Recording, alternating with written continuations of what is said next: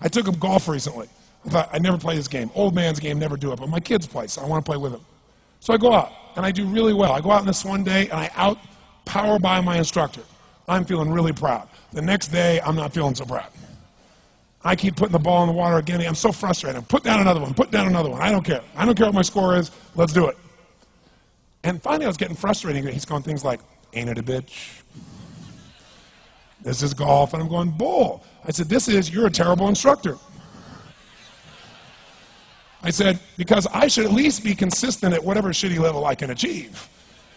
I said, I know I'm not Tiger Woods, but I should be able to be consistent, and you're just telling me that it's difficult. Telling me it's difficult is not helping. Tell me what to do. He said, well, actually, you're only a little bit off. I said, could have fooled me. He said, no, you're about a millimeter or two off. I said, you're joking. He said, no, watch this. He said, I didn't teach you this yet. He said, when you approach the ball like this, he said, if you change the angle that you're attacking this just 1 or 2 millimeters, in the very beginning, do you see how that changes the arc? This one, instead of being on the green, by 1 millimeter, now you're in the water. 1 millimeter over here, you're in the sand. And he said, and also you're hitting the ground by 1 millimeter sometimes. You're not stroking it, just 1 millimeter. I thought, what a great belief system that when all hell's breaking loose and nothing's working, that you're only 1 millimeter off. Because most people think it's impossible, so they give up. Isn't that true? And in real life, it's true. So 2 days later, I'm going to see one of my clients. I do a lot of coaching, and I have a man who's the top plastic surgeon in the world. He's going through some tough times in aspects of his life. But this is a guy that gets paid by Sultan of Brunei $1 million to fly over and do 3 people's faces. He is the #1 plastic surgeon in the world. He can make anyone who's ugly look spectacularly beautiful. He showed me pictures of a woman who's 84 years old. He made her look 40 and gorgeous, no exaggeration. But you know what? I'm waiting for him in his office, and he's still in surgery. So he's got a new book he's creating to teach other surgeons around the world. And I'm going through it, and it's got pictures of, you know, the top 100 supposedly most beautiful women in the world's faces. And then men. I wasn't paying attention to that one. I just kept turning the pages, right? But I noticed something. He's got all these measurements. And he has mathematically calculated what it takes to make someone look gorgeous, man or woman. And it's a few millimeters. Interesting.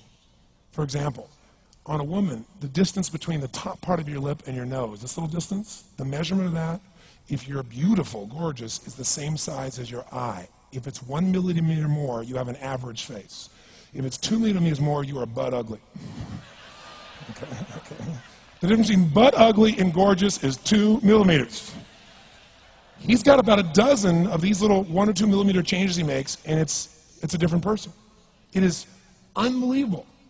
So a very powerful belief to leave today with would be, nothing's working, I'm 1 millimeter away. What little thing do I change? And when I do, it changes everything. Because I'm heading this direction, I make this little shift. You take that out an hour from now, a day from now, a week from now, a month from now, you have a totally different destination from that direction. But the 1 millimeter change, I'll show you one of them right now. Check this out. Stay in the state of certainty. Some of you lost it. Intensify it, whatever it takes. Make your move. Come on. Make your move. Say yes. Say yes. Say yes. Say yes. Now feel that in your body. Don't let go of it. Now watch. Here's the difference between being certain and being uncertain. Did you see that? Certain, uncertain. See if you can find that little spot between the two, where you drop just a little bit of your chest, and you feel it drop, and come back up, and drop it. How many can feel that difference between where you really feel it, now intensify it, and where you dropped it? Is it a tiny difference, yes or no? Yes or no? Now, could you condition yourself to feel great in this state? Yes or no? So what I want you to do is give yourself that opportunity. So the way we're going to do is very simple. We're going to go in a peak state. And then we're going to train ourselves. Because guess what? If you're in this state of certainty, and all hell's breaking loose in your life, people can't figure out, you go, move, I'll handle it. People go, he's so lucky, he's so confident. No. Here's what I've created for my life, and anyone I know has succeeded. I'm a 17-year-old kid from Azusa, California, with no real education other than self-education, with no background, with parents that did their best, all of them, with no money, but I did one thing. I loved people, and I had an enormous demand I made upon myself, and I sculpted my mind and my emotions to get me to do whatever it would take to achieve and to contribute.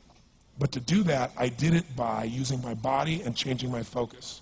I did it by putting myself in a peak physiology and using what I call incantations. Can you train yourself to believe something, yes or no?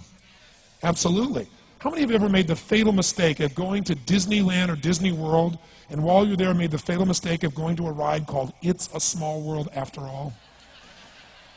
What happens for about a week after you're out of that damn place? You're still singing this thing in your head in 24 languages, right? Well, let me tell you something. How many of you have things when you want to go achieve them and this part of your voice goes, oh, it's not going to happen, or forget it? How many got a voice that sometimes interrupts that good pattern? Say I. And what you want to do is train a new one. So starting when I was 17, I started doing incantations, not affirmations. Affirmation, you go, I'm happy, I'm happy, I'm happy, I'm happy, I'm happy. What's the problem? You haven't changed your what? Your what? Physiology. If you don't change your physiology, you won't get anything.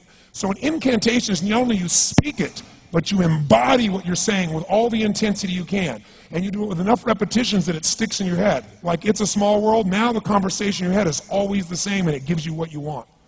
So you use your body and your voice. So 17 years ago, I started doing things. I was working for Jim Rohn, this speaker, and I was 17 years old. I had long hair, minestrone soup, acne on my face. And I was trying to call on Bear Stearns type of people and convince them why they should go to this man's seminar and be more successful. I was driving a 1968 Volkswagen that I had earned at $40 a week as a janitor. The only way I did it was park far from the building and then go in, and I love people and I believe, but I put myself in state, and I was able to influence people that were far more successful than I was at the time.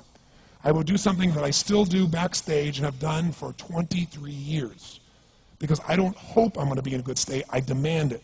So I do an incantation using my whole body. I'd say, I now command my subconscious mind to direct me in helping as many people as possible alive today to better their lives by giving me the strength, the emotion, the persuasion, the humor, the brevity, whatever it takes to show these people and get these people to change their lives now. And I would do that literally driving in my Volkswagen to a meeting in LA on the freeway for 40 minutes. People are looking at me, I'm screaming at the top of my lungs. They're going, I know he's a serial killer, I know he is. But by the time I entered that room, when two people meet, if there's rapport, the person who's most certain will always influence the other person. And I was totally certain, and they were trying to get revved up to certainty. Do you agree with this? Yes or no? I do another one because I was poor. I changed my mindset. I kept doing things, but I never got beyond it. I'd say God's wealth is circulating in my life. His wealth flows to me in avalanches of abundance. All my needs, desires, and goals are met instantaneously by infinite intelligence, for I'm one with God and God is everything. And I would imagine the abundance in my life, and I would feel so grateful. And a year later, I went from making $38,000 a year to making $1 million a year in 1 year. Because successful people do what failures won't. You follow me on this? You know?